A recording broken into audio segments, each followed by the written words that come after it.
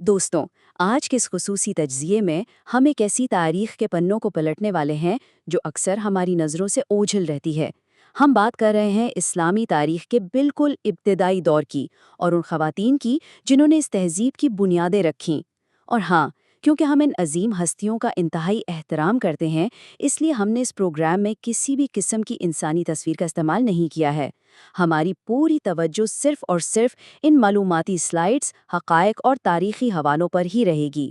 تو چلیے، بالکل وقت ضائع کیے بنا سیدھا شروع کرتے ہیں۔ تہذیب کی معمار، یہ الفاظ محض کوئی اچھا سا عنوان نہیں ہے، بلکہ ایک بہت بڑی تاریخی حقیقت ہے۔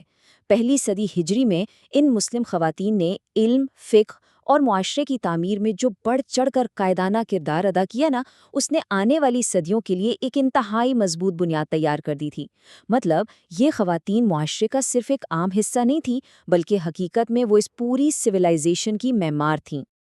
اب دیکھیے، آج کل ایک غلط فہمی بہت عام ہو چکی ہے کہ اسلامی تاریخ کے شروع کے دور میں خواتین کو معاشرے میں بالکل پیچھے یا صرف چار دیواری تک محدود رکھا گیا تھا، لیکن ریالٹی اس کے بالکل برعکس ہے۔ ایمان اور عقیدے نے انہیں پس پشت نہیں ڈالا، بلکہ انہیں سوسائٹی کی فکری بنیادیں استوار کرنے میں ایک پراپر قیادتانہ مقام دیا۔ تو ہمارا پہلا حصہ ہے مدینہ منورہ، علم کا مساوی مرکز۔ اس سلائیڈ پر موجود ان 3 ستونوں یا پلرز کو دیکھیے۔ یہ بہت ہی خوبصورتی سے واضح کرتے ہیں کہ مدینہ کس طرح علم کا ایک برابری والا مرکز بن چکا تھا۔ پہلا ستون دیکھیں، باقاعدہ ادارہ۔ تعلیم پہلے دن سے ہی ایک فارمل انسٹیٹیوٹ کی شکل اختیار کر چکی تھی۔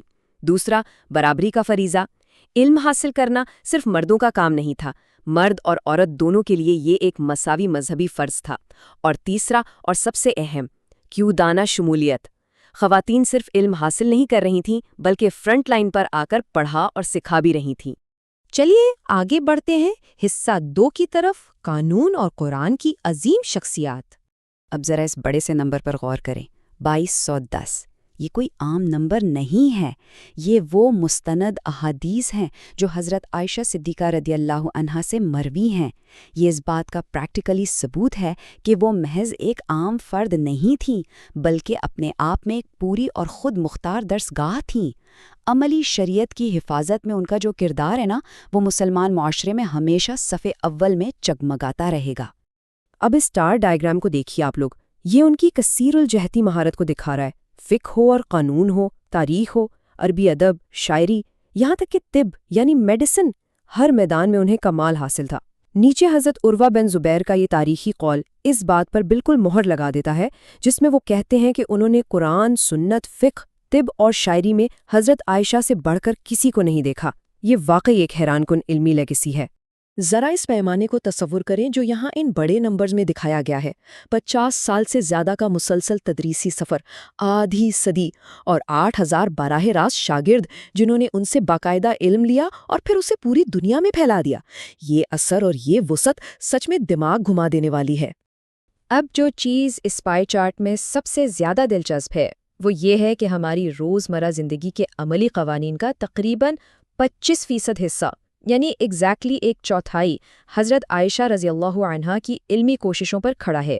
وہ باقاعدہ ایک آفیشل مفتی کے طور پر کام کرتی تھیں، اور آپ اندازہ لگائیں کہ حضرت عمر اور حضرت عثمان رضی اللہ عنہما جیسے جلیل القدر خلفاء پیچیدہ ریاستی اور قانونی مسائل میں ان سے رہنمائی لیتے تھے۔ اسے کہتے ہیں اصلی قیادت۔ تعلیمی میدان سے تھوڑا آگے چلتے ہیں ایک اور عظیم ہستی کی طرف، حضرت حفصہ بنت عمر رضی اللہ عنہا۔ یہاں سب سے بڑی بات یہ ہے کہ پوری امت کا جو سب سے قیمتی اثاثہ تھا، یعنی پہلے تحریری قرآن کا مکمل نسخہ، اس کی اکیلی محافظ ایک خاتون کو بنایا گیا۔ یہ اس وقت کی ریاست کی طرف سے انتہائی اہم اور تاریخی فیصلہ تھا۔ یہ چیز مسلم خواتین کی قابلیت پر اسلامی ریاست کے بے پناہ اور اندھے اعتماد کو واضح کرتی ہے۔ آتے ہیں حصہ 3 پر، صحت اور معیشت کی فلاحی قیادت۔ تو ابھی تک ہم نے قانون اور تعلیم میں ان کا کردار دیکھا، لیکن عوامی صحت اور معیشت کا کیا؟ اس تصویر کو دیکھیے، یہ ایک بہترین مرکزی نقطہ ہے۔ ایک طرف حضرت عائشہ اور حفصہ رضی اللہ عنہما کا علمی اور قانونی فرنٹ ہے، اور ٹھیک دوسری طرف حضرت شفا اور رفیدہ رضی اللہ عنہما کا انتظامی اور فلاحی فرنٹ ہے۔ یہ مقابلہ خوبصورتی سے بتاتا ہے کہ قیادت صرف کتابوں تک محدود نہیں تھی، بلکہ عملی طور پر عوامی فلاح کے میدان میں برابر چل رہی تھی۔ اس 3 حصوں والے تیر کے نشان کو دیکھیں۔ حضرت رفیدہ الاسلمیہ رضی اللہ عنہا نے بیسکلی پبلک ہیلتھ کے نظام کی بنیاد رکھی۔ انہوں نے دنیا کا پہلا چلتا پھرتا یا موبائل ہاسپٹل قائم کیا، زخمیوں کا جدید طبی علاج شروع کیا، اور یہی نہیں بلکہ دوسری خواتین کے لیے باقاعدہ نرسنگ کی تربیت کا آغاز کیا۔ یہ اس دور کی انتہائی جدت پسند میڈیکل ایڈمنسٹریشن تھی۔ عوامی صحت کے بعد اگر بات کریں معیشت اور مارکیٹ کی تو اس ٹیکسٹ باکس پر غور کریں۔ حضرت شفا بنت عبداللہ رضی اللہ عنہا کو مدینہ کی مارکیٹ کا چیف انسپیکٹر یا محتسب مقرر کیا گیا تھا، اور جانتے ہیں یہ کس نے کیا تھا؟ خود خلیفۃ المسلمین حضرت عمر فاروق رضی اللہ عنہ نے۔ ایک اعلیٰ تعلیم یافتہ پیشہ ورانہ خاتون براہ راست ریاست کی معیشت اور کاروبار کے اصولوں کی نگرانی کر رہی تھیں۔ یہ جو فلو چارٹ آپ کے سامنے ہے نا، یہ اس پورے بڑے پیمانے کے اثرات کی بہترین سمری ہے۔ دیکھیے کس طرح انفرادی سطح پر تعلیم اور موبائل کلینک سے بات شروع ہوئی اور دیکھتے ہی دیکھتے وہ مضبوط مستقل ریاستی اداروں میں ڈھل گئی۔ انفرادی کوششوں نے آگے چل کر باقاعدہ اسٹیٹ سسٹمز کی شکل اختیار کر لی۔ یہی تو اصل ادارہ سازی ہوتی ہے۔ آخری حصہ دین اور حیا، عوامی قیادت کے ساتھ۔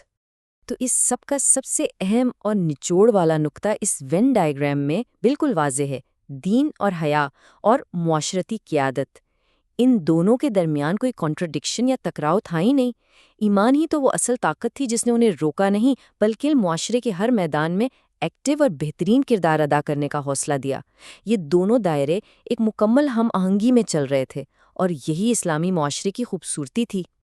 آخر میں ان تمام شاندار حقائق کو جان لینے کے بعد ایک بڑا ہی اہم سوال پیدا ہوتا ہے، جو آپ اس وقت اسکرین پر بھی پڑھ سکتے ہیں۔